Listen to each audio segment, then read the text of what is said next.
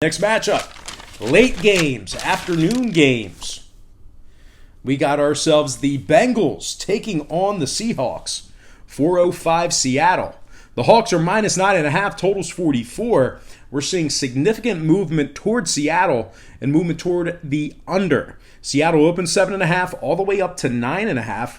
Total open 46 and a hook, down to 44 even. 52% are leaning Seattle, 56% shaded toward the over. Right now, the Bengals are plus 335 on the money line.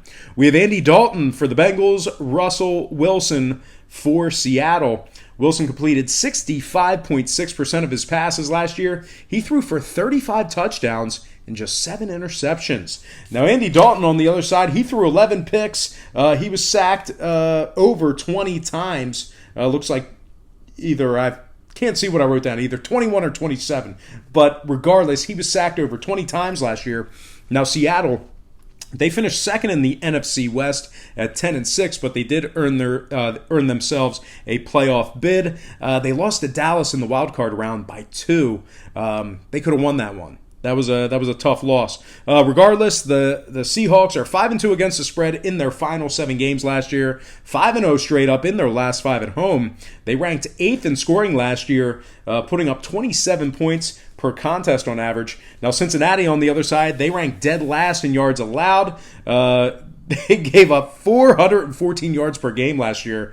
They also ranked 30th in points allowed at 28.4 points per contest. The Bengals dropped 7 out of their last 8 ball games to finish out the year. They're also 0-5 in their last 5 when traveling. Now, total-wise, the Bengals are 6-3 to the over in their last 9. The Seahawks 8-1 to the over in their last 9 themselves. I'm going to lean Seahawks minus 9.5 and the over 44 in that game. Next matchup, Colts Chargers 4:05 Los Angeles. Big movement in this one. The Chargers are minus 7 right now with the total at 43.5. Now, obviously, Andrew Luck did retire after these lines were released. So we saw a 3.5-point move toward the Chargers, and we saw an 8-point move downward on the total. So the Chargers open 3.5 all the way up to minus 7. Total open 51.5 all the way down to 43 at a hook. Now 54% are leaning toward the Chargers, 65% shaded toward the over right now. And at the moment, the Colts are plus 255 on the money line. We have Jacoby Brissett for the Colts, Philip Rivers for the Chargers.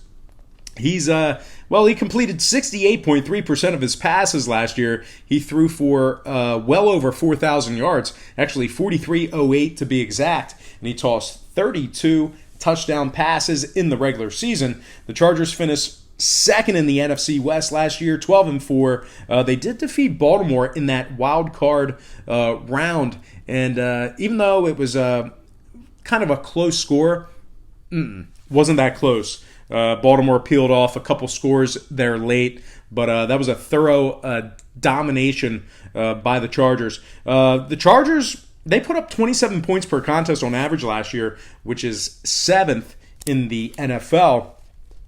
They also covered 5 out of their last 8 ball games, 7-3 against the spread in their last 10, taking on the Colts. Once again, if you're into historical trends.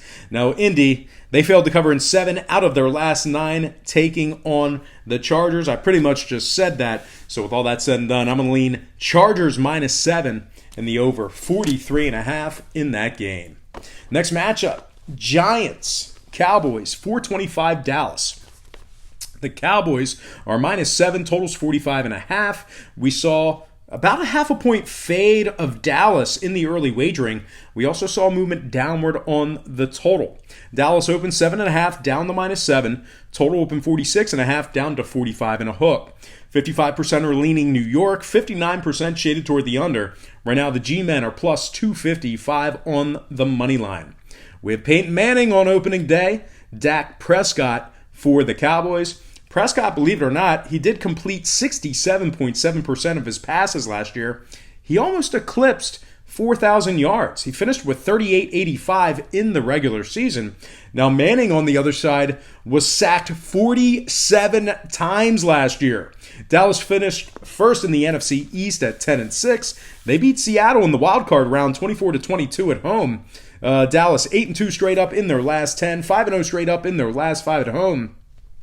They've also successfully covered the number in 7 out of their last 10 ball games. Now, the G-Men on the other side, their defense gave up 26 points per contest. That was 23rd in the NFL. They also have failed to cover in 4 out of their last 5 head-to-head matchups with the Cowboys. Now, total-wise, the G-Men are 6-2 to the over in their last 8. Cowboys are 80% to the over in their last 5, taking on an NFC opponent.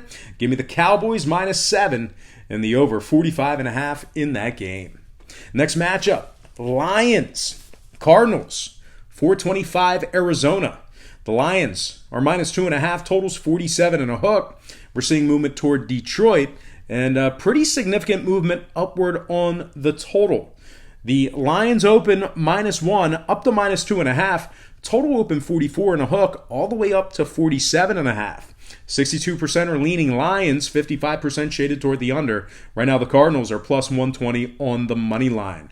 We have Matthew Stafford for Detroit, Kyler Murray for Arizona. He's going to start week 1. Now, if you like Stafford in this matchup here, he did complete 66% of his passes last year. He almost eclipsed 4,000 yards passing as well. He threw for 37-77 on the year, 21 touchdown passes. Detroit successfully covered 3 out of their final 4 games last year, and they did beat Arizona 17-3 straight up last year as well.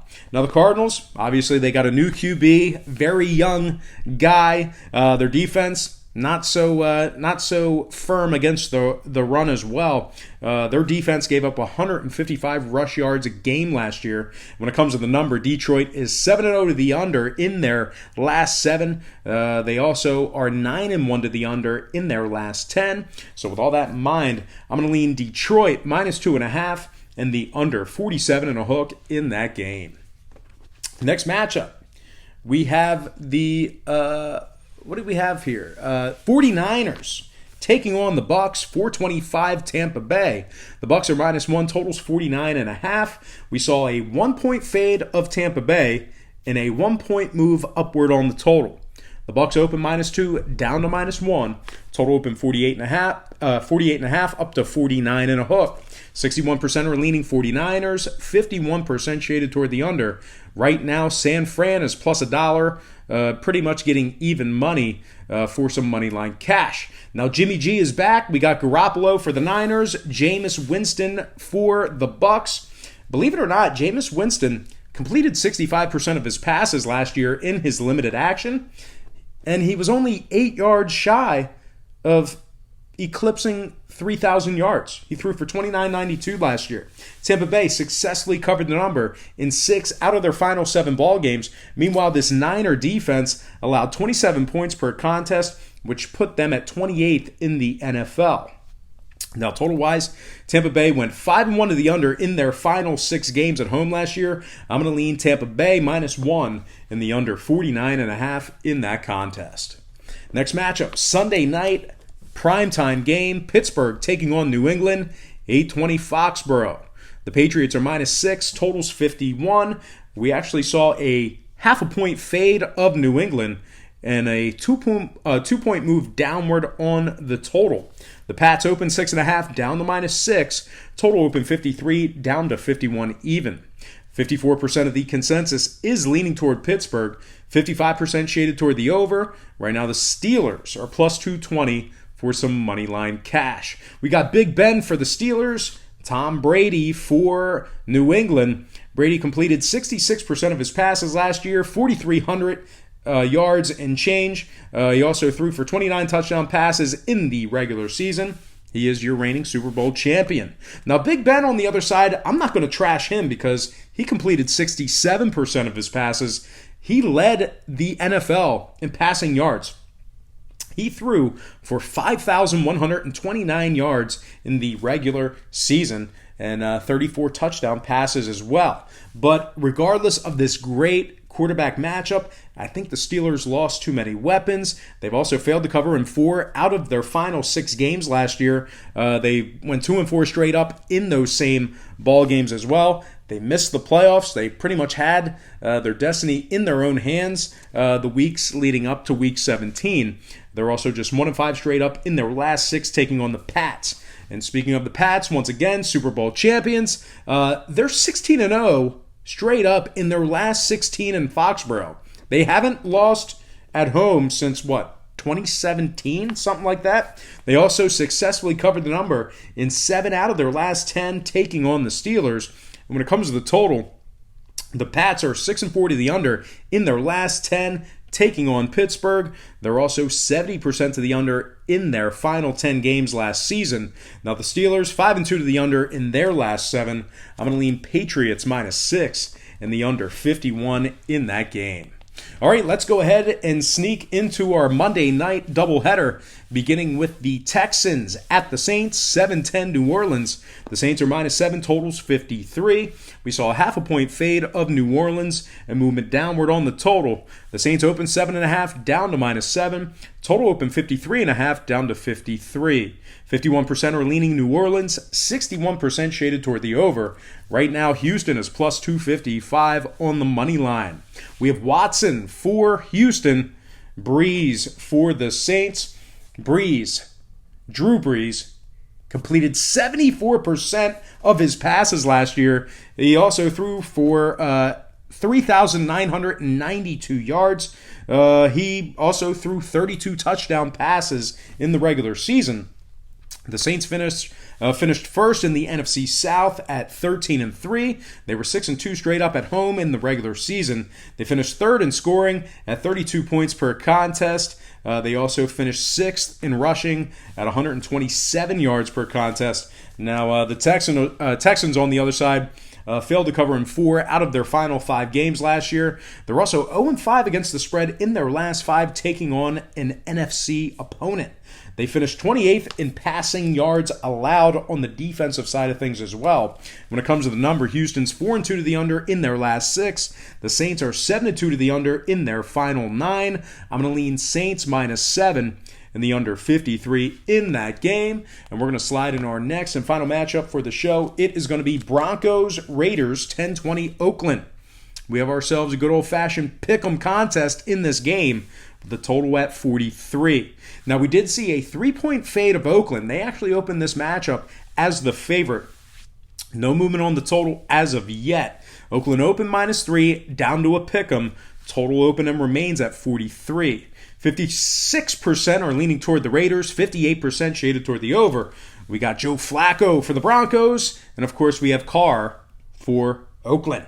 Now, this Denver defense allowed just 21 points per contest last year. Denver's also 11-4 straight up in their last 15, taking on Oakland. Once again, if you're into historical trends. Now, the Raiders finished dead last in the AFC West last year, just 4-12. They also failed to cover in 8 out of their final dozen ball games. They finished dead last in points allowed on average at 29.2 per contest. Now, Oakland, they finished 30th in rush yards allowed as well, giving up 141 yards per contest on average. And one more thing to add about Oakland, they are 3-11 straight up in their last 14, taking on a fellow AFC opponent. Now, total-wise, Oakland 7-3 the under in their last 10, taking on Denver. I'm going to lean Broncos, winning this one outright in the Pick'em contest, and the under 43 in that game. And we're going to go ahead and slide into our quick recap brought to you by myself at patreon.com/rockpage. We have Denver in the Pick'em and the under 43. We have the Saints -7 and the under 53. We have the Patriots -6 and the under 51. We have the Bucs -1 and the under 49.5. We have the Cowboys -7 and the over 45.5. We have the Lions -2.5 and the under 47.5. We have the Chargers -7 and the over 43.5. We have Seattle -9.5 and the over 44. We have the Eagles -8.5 and the over 45.5. We have the Tennessee Titans +5.5 and the over 45.5. We have the Rams -3 and the under 50.5. We also have The Kansas City Chiefs -3.5 in the over 52. We're going to go ahead and lean toward Buffalo +3 in the under 40. We got Baltimore -5 in the under 37.5. We got Atlanta +3.5 in the under 47.5. And last but certainly not least, we have Chicago -3 in the under 46 in that game. All right, guys, that's going to do it for us. Week 1 is in the books. I just got to remind you quickly just to check me out on my website at patreon.com/BrockPage. Once again, we are hitting 63% in our last 16 board member plays. We also have plenty of other packages. We have a nice affordable NFL package as well. We do daily plays on that site, and our packages begin at just $1.99 per month. There's also plenty of free content there as well. And if you like underdogs, we're hitting nearly 60% of that sweet plus money over the past couple of months. So hit that link in the description section below. That is patreon.com/BrockPage. There's plenty of free content there as well, including my current record. Most importantly, I got to thank you for watching me right here on YouTube. I really hope you enjoyed all this great free content, all this great free information. I certainly enjoy producing it for you. I do daily uploads. We do every major U.S. sport. We do NFL, college football, Major League Baseball, college basketball, NBA, NHL. We do it all. So out of 365 days, I may take 5 off. We even did live streams and uploads while I was on my honeymoon. So I'm very dedicated to the channel. If you're joining me for the first time, please feel free to subscribe, hit that like button, and get used to seeing my face because we do uploads on a daily basis, and we do a lot of them. All right, guys, once again, thank you for tuning in. I really hope you enjoyed all this great free content, all this great free information. Best of luck to you in week 1. Thanks for tuning in, and don't forget to check me out on patreon.com/BrockPage.